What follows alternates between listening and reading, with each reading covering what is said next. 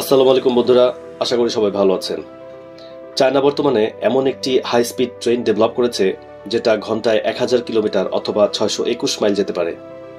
এই ট্রেন এত দ্রুত গতিতে ছুটতে পারবে যে আপনাকে নিউ ইয়র্ক থেকে লস অ্যাঞ্জেলসে মাত্র 2 ঘন্টায় নিয়ে যাবে। জাপানের বিখ্যাত bullet train Shinkansen normally 320 kilometre অথবা 200 মাইল গতিতে ছুটতে পারে প্রতি ঘন্টায়।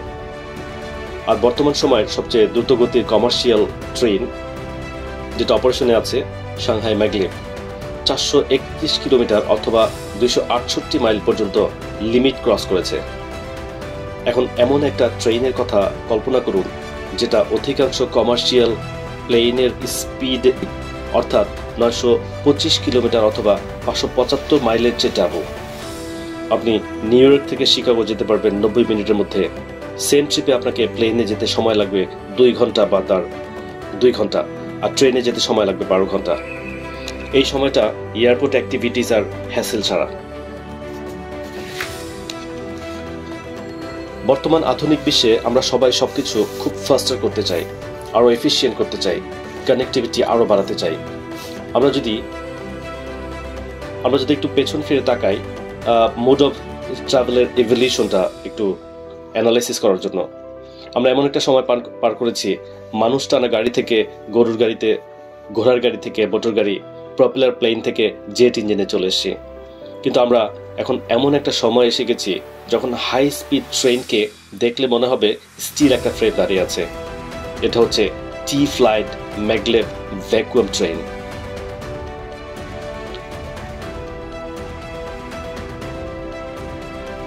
হাই স্পিড ট্রেন নিয়ে আমাদের সব এক্সপেরিয়েন্সকে এটা ছাড়িয়ে যাবে। এটাকে বলা হয় মডার্ন ওয়ার্ল্ডের টেকনোলজিক্যাল মার্ভেল। ডিটেলসে যাওয়ার আগে চলুন ট্রেনের হিস্ট্রিটা একটু রিভিউ করে আসি। ইতিহাসের প্রথম স্টিম ইঞ্জিন ট্রেনের গতি ছিল প্রতি ঘন্টায় 48 কিলোমিটার অথবা 30 মাইল।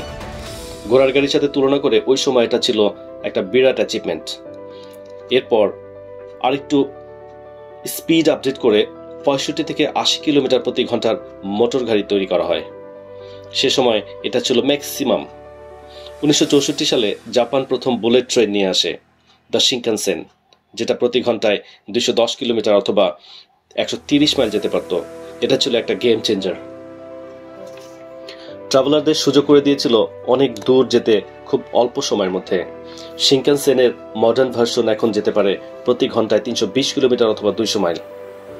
2004 সালে চায়না সাংহাইতে তার প্রথম কমার্শিয়াল ম্যাগলেভ ট্রেন উদ্বোধন করে, hitting speed limit 460 kilometre per hour.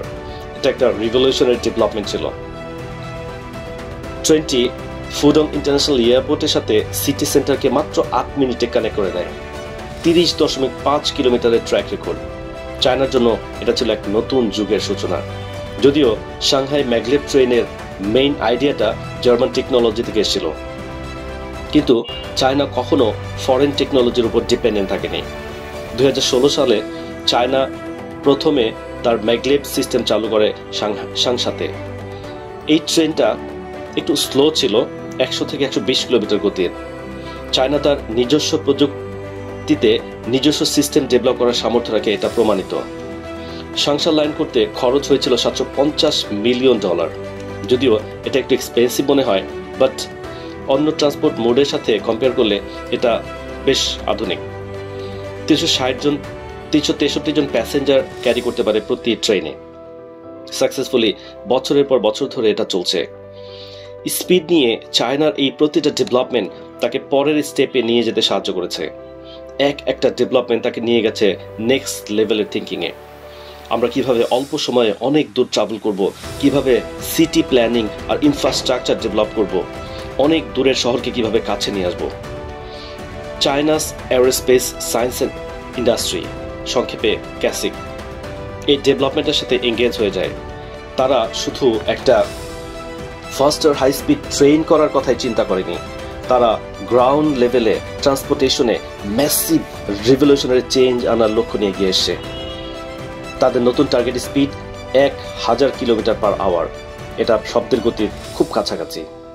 এটা অ্যাচিভ করার জন্য তারা 2টা টেকনোলজির কম্বিনেশন করেছে, magnetic levitation and vacuum tubes. Wait, আপনি হয়তো ভাবছেন এটা হয়তো এলন মাস্কের সেই হাইপারলুপ ট্রান্সপোর্টেশনের method? Answer is yes or no, both. দুইটা টেকনোলজির লক্ষ্য একই, to achieve super high speed in low pressure tube, but কাজের ধরনের দিক থেকে এরা একটু ডিফারেন্ট। চলুন ডিসকাস করা যাক।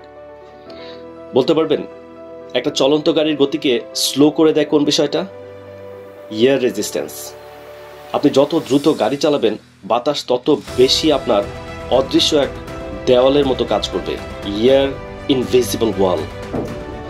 এই কারণেই পৃথিবীতে খোলা আকাশের নিচে maximum speed of the fastest train 570 kilometre মাত্র, কারণ তাকে তো বাতাসের বিরুদ্ধে যুদ্ধ করতে করতে সামনে এগিয়ে যেতে হচ্ছে। কিন্তু এই নতুন হাই স্পিড ট্রেন চলবে লো ভ্যাকুয়াম এনভায়রনমেন্টে, ড্রামাটিক্যালি এয়ার রেজিস্ট্যান্সকে কমিয়ে দেবে, বাড়তি স্পিড যোগ করবে। তাহলে ম্যাগলেভ টেকনোলজি আসলে কি? ম্যাগলেভ টেকনোলজি হচ্ছে বায়ুমণ্ডলে চুম্বকের আকর্ষণের অথবা বিকর্ষণের ফলে কোনো বস্তুর যে ভাসমান অবস্থা তৈরি হয়, সেটি হচ্ছে লেভিটেশন। একটা শক্তিশালী চুম্বক শক্তি ব্যবহার করা হয় লেভিটেশনের মাধ্যমে ট্রেনকে উঁচু করে সামনের দিকে এগিয়ে নিয়ে যাওয়ার জন্য। চাকা ব্যবহারের পরিবর্তে এই ট্রেন একটা ম্যাগনেটিক ফিল্ডের উপর ভাসতে থাকে। ম্যাগনেটিক লেভিটেশনের কনসেপ্ট আসলে নতুন কিছু না, এটা 21 শতাব্দীর শুরু থেকেই আলোচনায় ছিল।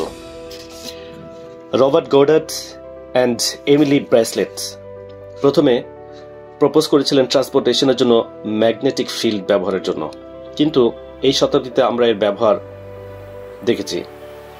চলুন আলোচনা করা যাক। ট্র্যাডিশনাল ম্যাগলেভ ট্রেন ট্র্যাক থেকে 10 মিলিমিটার উপরে থাকে, কিন্তু এই নতুন সিস্টেম 100 মিলিমিটার পর্যন্ত ট্রেনকে ভাসিয়ে নিয়ে যায়, যেটা 10 গুণ বেশি।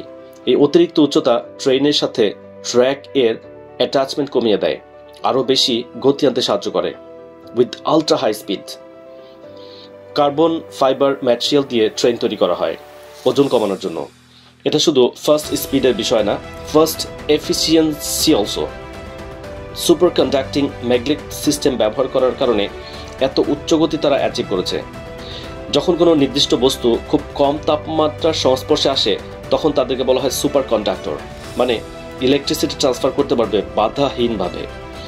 সুপার কন্ডাক্টর হলো এমন এক ধরনের পরিবাহী যাদেরকে আমরা অতি পরিবাহী বলে থাকি, যাদের একটা তাপমাত্রার নিচে যদি নিয়ে যাওয়া হয়, তাহলে তার ভিতরে আর কোনো রকম রোধ থাকবে না, অর্থাৎ সে বিদ্যুৎ প্রবাহে কোনো রকম বাধার সৃষ্টি করে না। Conduct electricity with zero resistance, এটা ম্যাগনেটিক লেভিটেশনকে আরও অনেক বেশি এফিসিয়েন্ট এবং স্টেবল করে। ওয়েল, আপনার কাছে এখন মনে হতে পারে এগুলো শুধুমাত্র কাগজে কলমে পাঠ্যপুস্তকের বইয়ের বিষয়। বাস্তবে সত্যি কি এগুলো কাজ করে? চায়না অলরেডি তাদের ম্যাগলেভ ট্রেনে এই থিওরি এক্সপেরিমেন্টাল অ্যাপ্লাই শুরু করেছে এবং রেজাল্টস ইমপ্রেসিভ। সাংহাই প্রভিন্সে 2 কিলোমিটার লম্বা একটা টেস্ট ট্র্যাক তৈরি করেছে। 2 কিলোমিটার আমাদের কাছে খুব বেশি বড় মনে নাও হতে পারে, বাট এই ক্রিটিক্যাল সিস্টেমকে টেস্ট করার জন্য it's good enough. Test result পাঠ্যপুস্তকের থিওরির সাথে হুবহু মিলে গেছে। টেস্ট ট্র্যাকে কয়েকটা ইম্পর্টেন্ট বিষয় ডিপলি অ্যানালাইজ করা হয়েছে। Number 1, control navigation. এরকম হাই স্পিডে মিনিমাম ডেভিয়েশন হবে ক্যাটাস্ট্রফিক। চলন্ত অবস্থায় ট্রেনটিকে অবশ্যই তার প্ল্যান্ড ট্র্যাকের মধ্যে রাখতেই হবে নিখুঁত পারফরমেন্সের জন্য। Second, stable suspension.